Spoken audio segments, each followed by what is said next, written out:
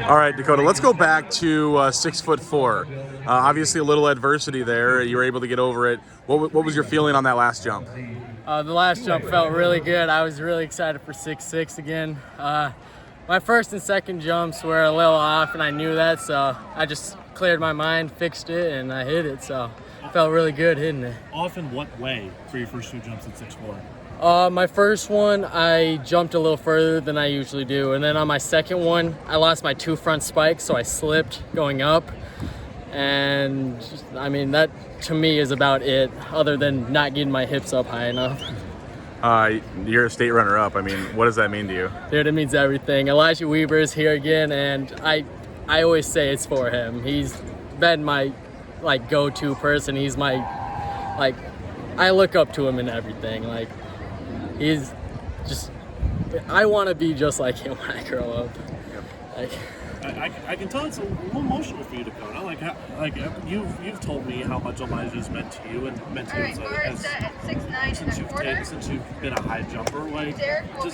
How close has your guys' relationship developed just over last year to where you view him as one of your best friends? Oh, I definitely view him as one of my best friends. Every time he's at a meet, I always go talk to him right away. He got my number not too long ago, and we've been texting each other a little bit.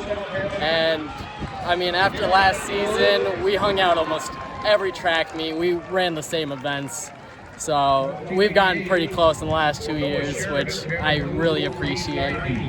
What can you say about all the fans? I mean, there's a couple of Forest City sections, and they were cheering for you and cheering you on the whole time. So what does that support mean to you? It means a lot.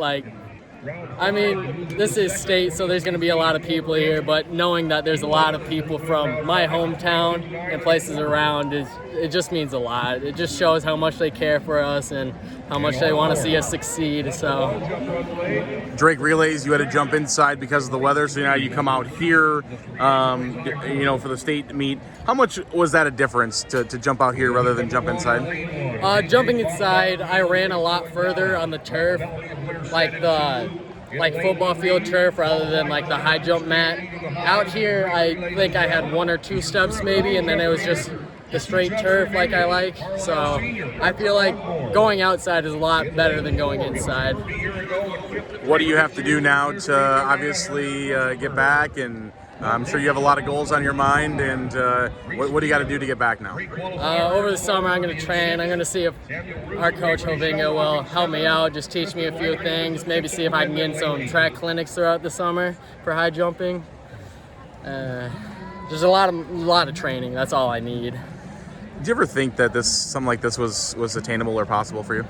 Oh, gosh. At the start of the season, I had my doubts, but after I got my 6'3", 6'4", and then 6'5", that it popped in my head that this is definitely something I could do. And, I mean, I kept my hopes up like that, and, I mean, it worked out, so. I know for a while you were trying really hard to get over 6'6". Now you're doing 6'6". I mean, you got over that one pretty well, so now 6'7" is your next hurdle. So what do you think? How far are you from 6'7", and what do you got to do to get over it? I'm definitely not that far away from 6'7". I have it in the bag. I just need to work on my arch more. I've had problems with that all throughout my career. I'm not really that flexible, and my back is a bit stiff. So if I can work that out, I definitely have 6'7". How much fun was this being in that final three at all of you guys going for the same events? How much fun was that for you? It was so fun. If you saw me, I was out here jumping around. I was smiling. I've been laughing.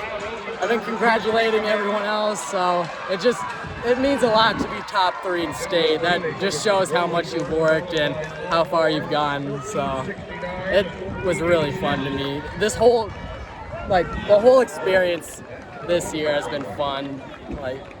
It's a lot. You'll go in next year as a favorite, not as a surprise. Are you ready to embrace that? Are you ready for the challenge that people are going to be coming after you instead of you coming after Pigeon?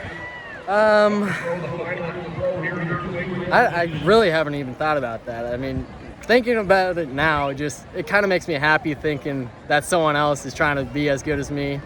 But it also, in my head, it just shows how much I need to do more than them. I just need to out-practice them, outwork them, and then just keep them behind me. So. Last question from me. You mentioned Coach Hovinga and all the rest of the coaches. What have they done for you, and what do they mean to you? My coaches have done everything for me this year. Our coach Hovinga, he's our head coach. He helps me out in everything I do. High jump, hurdles, long jump.